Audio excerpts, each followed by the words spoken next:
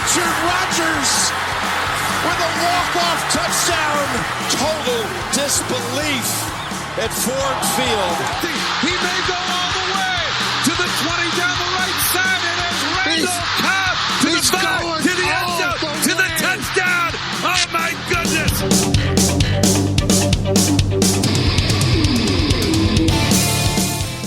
Welcome, everybody, to the Green and Golden Boys Packers podcast, the podcast for Packer fans who are wondering, preseason, what is it good for? Absolutely, Marcus? Nothing. Nothing. I am your co-host, Charles. With me, as always, is Marcus. Marcus, how you doing? I'm okay. I'm never as good after a Packers loss than I would be after a victory, but, you know...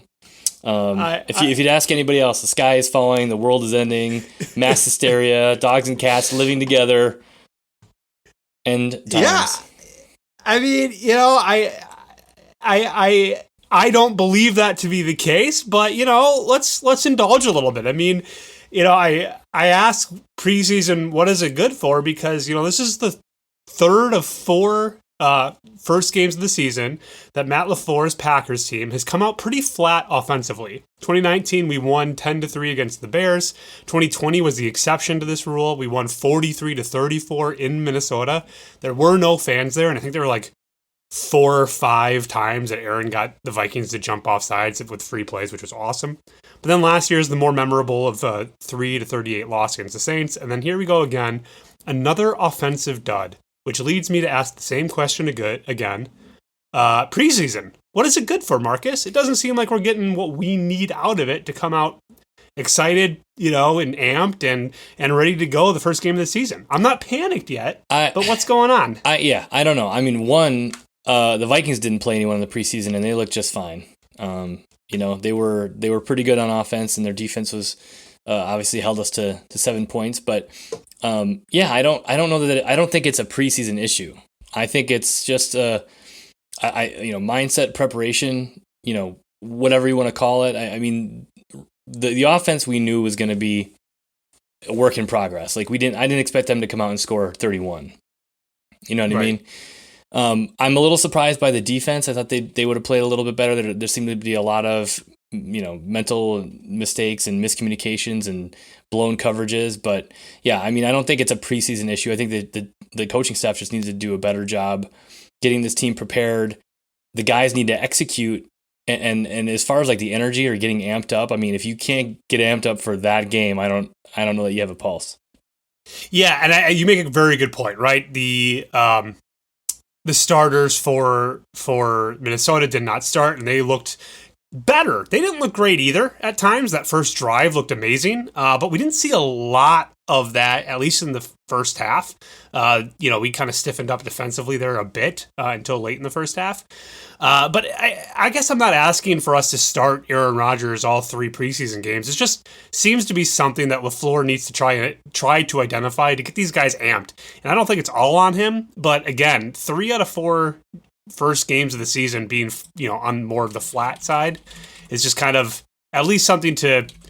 The questions aren't unwarranted, right? I guess that's my point. There's something there where I mean, it's just disappointing to see such a explosive offense do so poorly. But, you know, let's focus on this game specifically. There was a lot of good, I think, and a lot of bad on both sides of the ball.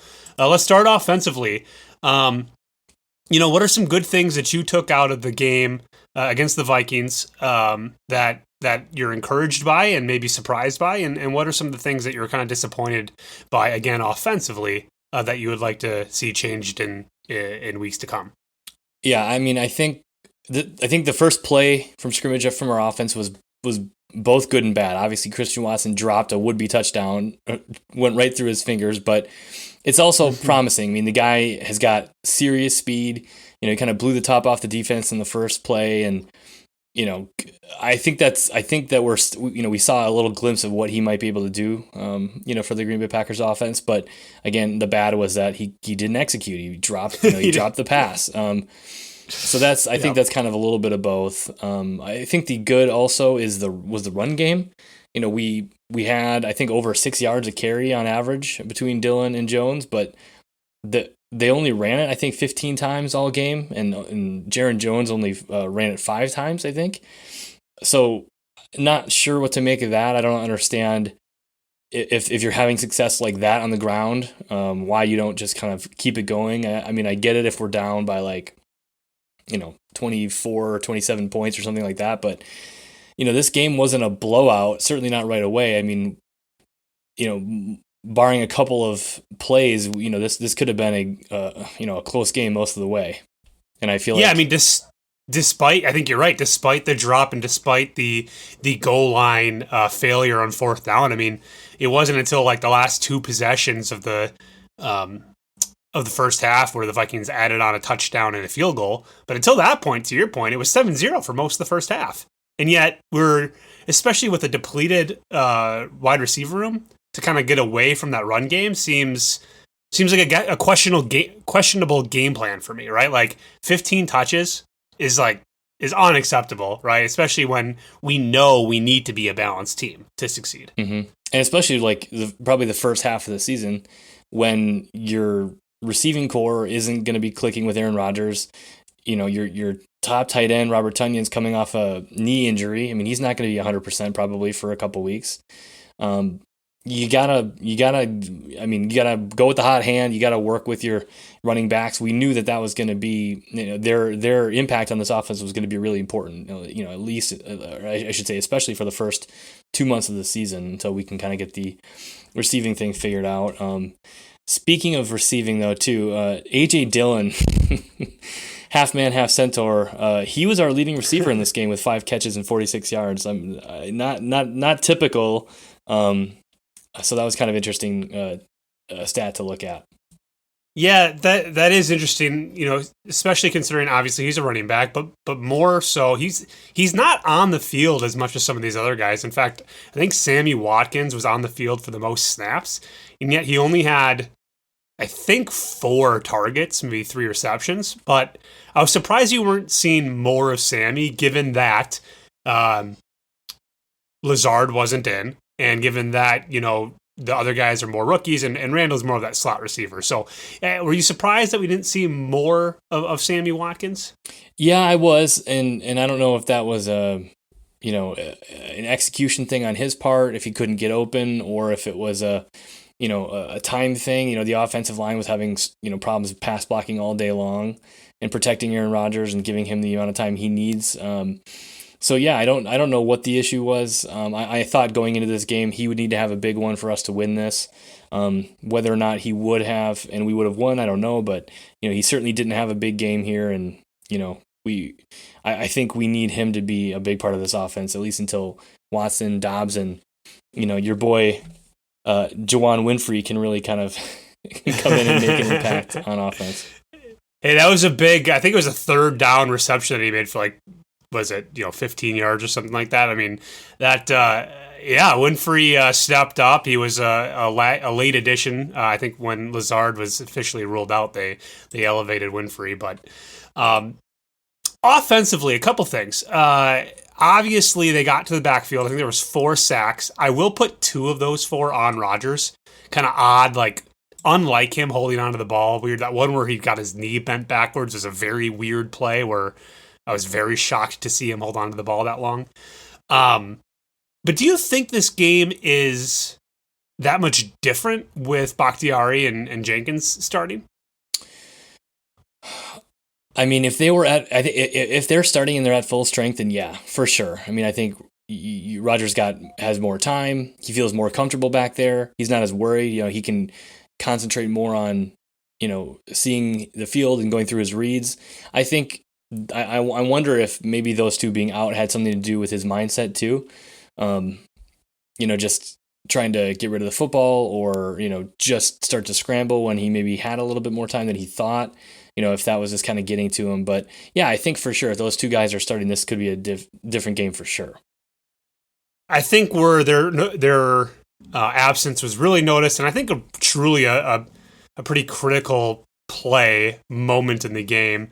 Obviously, the dropped pass, the first play of the game, would have been, ripple effects. I think the whole mindset changes. I think it potentially could have been a completely different game. But really kind of not the nail in the coffin by any means, but a huge pivotal moment in the game was that 4th and goal play at the goal line. Zadarius Smith, unfortunately, got the stop. I wish anyone else would have had it. But obviously he had great penetration on the offensive line, crashed down hard on A.J. Dillon. Two things that I noticed. I know he had Rodgers admitted to the one, but it was clearly, I think it was clearly an option play where Rodgers had the choice to maybe pull that ball back and then walk it in himself. A, were you surprised to see that? And then B, it seems like we don't have much of a goal line offense anymore. And by that, I mean the personnel is pretty similar to what it normally is in the field. And I was surprised to see us in a shotgun formation on the goal line in 4th down. What do you make of that? Is that surprising to you? Is that just same old Packers? Or is that just kind of like the way the NFL is now? Like, we don't care where we're at. We're going to be in the shotgun. I guess I'll let you respond to all of those things. Yeah. Well, I guess one, I'm not surprised by the call. I don't mind the call. I think you've got an option there. I think Zadarius, I heard John Kuhn say that he could tell visually that Zadarius Smith knew what the Packers were going to do. He knew where A.J. Dillon was going to be running, and was just able to blow that play up. And I think Rodgers needs to key in on that and then keep the ball and then run it in himself. Maybe he thought, there's no way I'm gonna keep this and outrun Zadarius Smith. I don't know, but yeah, I think that's a case of once that happens and you key on that, you either call an audible or you keep the ball. You fake the handoff to Dillon and then you take it yourself. Yeah, I don't know. Go ahead. What I did like about the play, it was very vertical, right? I feel like in years past, there's a lot of horizontal movement in those like must-have 4th and 1s, and I'm sure they're just as successful, but sometimes it feels that much worse when we don't get the first down or the touchdown when the running back or receiver is moving horizontally, you know what I mean, to the goal line. Yeah. And this at least felt like it was attacking the goal line, even though we didn't get there, obviously. Yeah, I don't know. I mean, so the Vikings had that Justin Jefferson touchdown. I think that was 4th down for them too, and that was touchdown. Yeah, and that was definitely a horizontal route by Justin Jefferson. And I don't know what was going on. Eric Stokes just. They had the receivers crisscrossed and he didn't take, he didn't switch. I don't know. I feel like we have success with those types of plays. We've seen it with Aaron Jones. We've seen it with Robert Tunyon. We saw it a lot with Devontae Adams. I guess I meant more behind the line of scrimmage, right? Like, I don't have a problem with the Vikings win. I just like that we were kind of trying to pop them in the jaw, even though they popped us twice as hard back coming back the other way. Yeah. The Justin Jefferson touchdown actually reminded me a lot of the Devontae Adams, follow me on this one, the Devontae Adams touchdown against the Rams the first time when Devontae just schooled Ramsey coming across the middle just like that. Oh, yeah. So I think that is a tough play for DBs to cover coming all the way across the end zone, especially if there's traffic there. The key with that is our defensive line, and we'll shift to the defensive side of the ball here in a moment, but we weren't getting any pressure. So Kurt had a moment to hold, let that play develop, and toss that over there. And that's just something that we weren't able to do offensively because this defensive front for the Vikings was blowing things up pretty quickly. Yeah, I agree. We had a hard time protecting Rodgers all day long. And again, you have your top two O linemen out of the game. I don't know. You got to scheme. You got to figure something out. I think a lot of people were surprised that Zach Tom wasn't in the starting lineup this week. He had a pretty good preseason. He did come in, I think, to relieve, I forget who it was, John Runyon at one point, because he got hit or had a concussion issue or something. On that sack. He was on the sack where Aaron Rodgers, the fumble play. Yeah, he got a concussion protocol. That was. I mean, it's a piece together offensive line that I think once we get our two guys back, hopefully, knock on wood, it looks a lot cleaner. Yeah. Anything else on the offense, or do you want to shift defensively? Yeah, let's move over to the defense. They obviously didn't have a great game either. Yeah, I laugh because it's not funny, I guess, because all preseason we were hearing how great this defense was. Top 5 defense. Defense is